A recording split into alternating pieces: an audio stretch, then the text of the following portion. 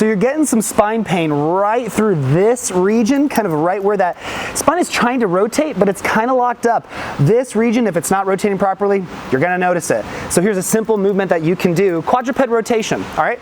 So you're gonna sit back, kind of in a child's pose, put your arms together, get down on your elbows, rotate one arm behind, put your hand on the low back, and now just rotate towards the ceiling as far as you can. Rotate through that mid-back. Be sure to do this on both sides. What this is doing is sitting back in this position with the hips up high, it's locking out the lumbar spine. So not only is rotation occurring through that transition point, and that's a key point. Let's turn and face the camera as well so we can get the other view. This is a key transitionary point, and by improving your rotation through here, you're making sure that you're moving through the right places and you do not have these lasting restrictions that are going to cause you problems in the future. So try this movement.